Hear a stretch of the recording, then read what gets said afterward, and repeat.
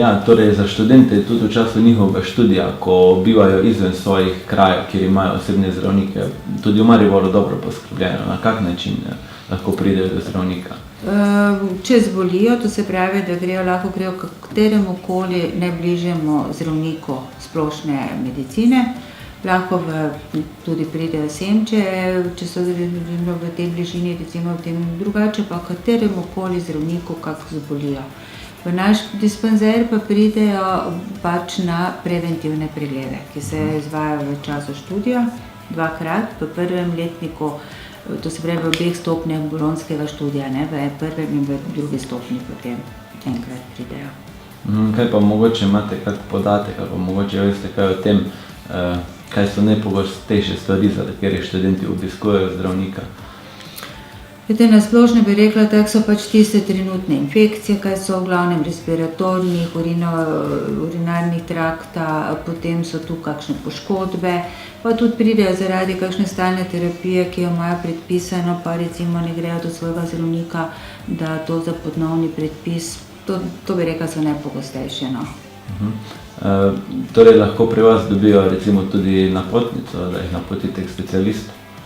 Kadar je to nujno, pri nas dobijo in tako vseh, torej nujno medicinsko pomoč. Kadar je to potrebno, da so neke poškodbe, da so kakšne take resne stanja, recimo zdravstvene, da je potrebno, ja, jih napotimo tudi.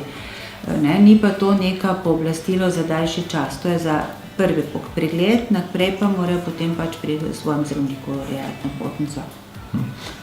Kaj pa mogoče, kakšen nasvet za bodoče bruce, da bojo mogoče čim manj potrebovali zdravnika? Čim bolj zdravo živeli. Zdrav način življenja, to je res, to se pravi dovolj športa, pravilna prehrana, dovolj vitaminov, dovolj spanja.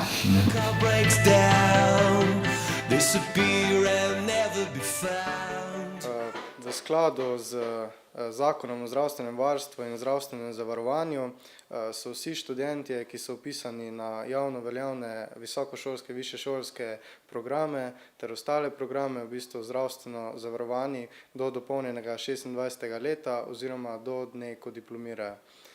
Ta zakon določa namreč, da si na podlagi statusa študenta obvezno zdravstveno zavarovan, dopolnilno si pa moraš seveda sam urediti.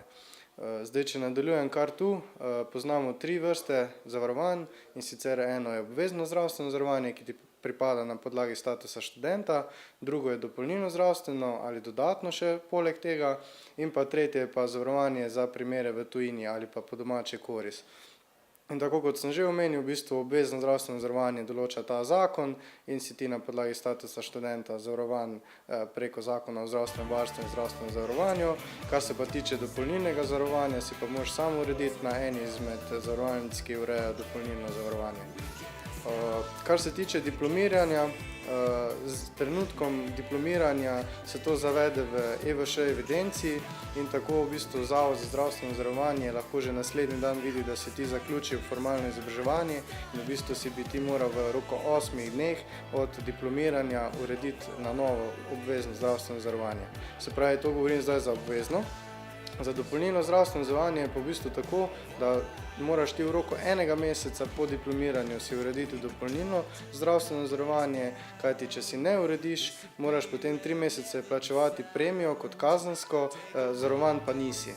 Se pravi, tukaj določajo zavarovalnice nekako 3-mesečne penale, kjer plačuješ premijo za zavarovanje, zavarovan pa nisi.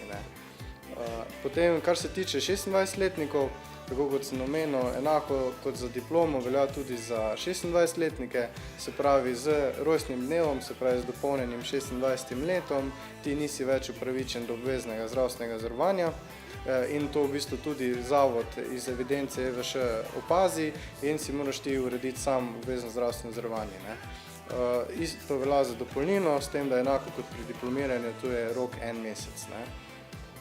Zdaj, kaj bi še omenil, je to, da letošnje leto prinaša novost, da ni potrebno več prinesti potrdila o vpisu oziroma o šolanju, ampak da to zavod pridobi v bistvu sam iz te evidence enotnega vpisa, se pravi EVŠ. Tako da v bistvu študenti nimamo nobene skrbi, če imamo status, smo tudi zavarovani.